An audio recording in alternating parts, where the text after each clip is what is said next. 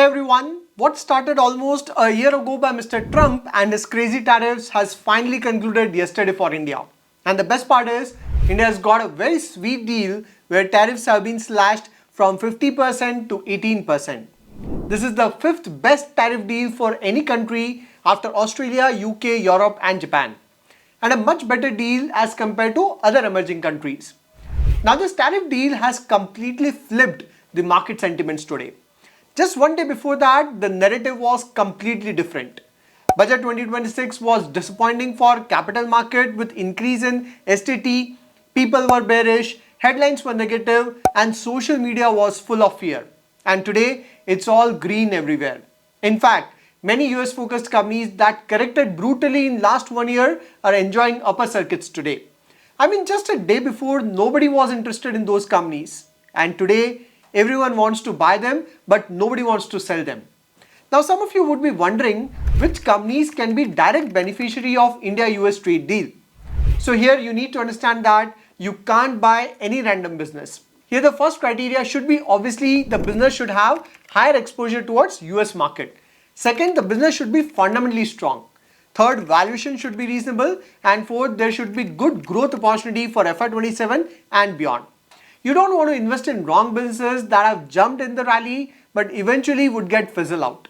So one sector that is a strong beneficiary of India-US tariff deal and a no-brainer is US-focused textile sector. Again, within this space, there are multiple names.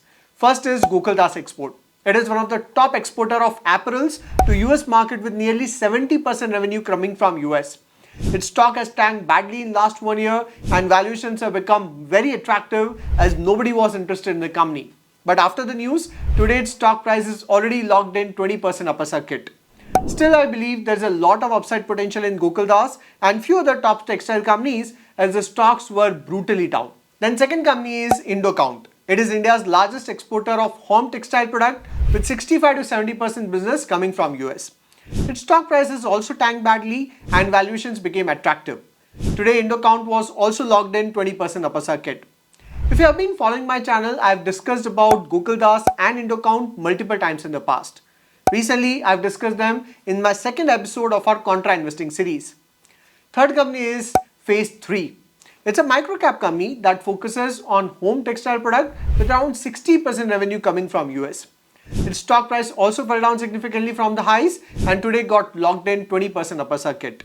There are a few more names like Kitex Garment, which is world's second largest manufacturer of cotton and inorganic cotton ready-to-wear garments for infants and children. Again, 70% revenue of the company is from US. Then you have companies like SP Apparel, Wellspun Living, Pearl Global that have a decent exposure to US market. So that's the first segment, that is textile. It will be one of the strongest beneficiary of India-US trade deal. Then second segment that will benefit from India-US trade deal would be auto companies that have businesses coming from US. And one such company is Sona BLW. Again, I've discussed about Sona BLW multiple times in the past, including the recent video in our Contra Investing series episode number 1. Sona BLW is India's most advanced auto auxiliary company focused on cutting edge technology. Company generates around 40% business from US, another 24% comes from Europe. So nearly 65% business is from US and Europe. And you can imagine if they are able to generate so much business from these developed market, how good their products would be. Sona share price has also fallen brutally and this trade deal should be very beneficial. Then Bharat Forge and Balkrishna Industries also have a decent exposure in US. Then third segment that can benefit from India-US trade deal is gems and jewelry, where you have Webel Global with 60% business from US and Goldium International that has 90% business from US. So yeah, that's the name of some of the companies that are direct beneficiary of India-US trade deal. Here I just want to share one key learning from all this episode. The learning is you never get good news and good price together. If you want good price, you need to invest when the news is bad. Until yesterday, nobody wanted to touch these US focused companies. So the valuations were dirt cheap. Today, many of them are hitting upper circuits and even if you want to buy them, you can't buy. I know it's not easy to invest when the sentiments are negative, but that's where your research and knowledge comes in. You can't simply invest based on tips. In that case, you would never be able to hold a stock. You would sell it even if there is a 10-20% fall because without knowledge, you can't build conviction. And without conviction, you cannot remain invested. And if you want to create wealth in stock market, you would need a lot of conviction along with patience. Nobody can provide you this. I've been tracking and discussing a lot of these companies in my exclusive weekly video series as well, and I've continued to share my conviction. Here again, the idea is not to give buy or sell call. The idea is to share right information that can help you make informed investment decision. Then another important point that I want to cover is the India-US trade deal can be critical in getting the FIs back into India. We all know that FIs have been massive sellers from Indian market. And today USD is already trading at all-time high against INR.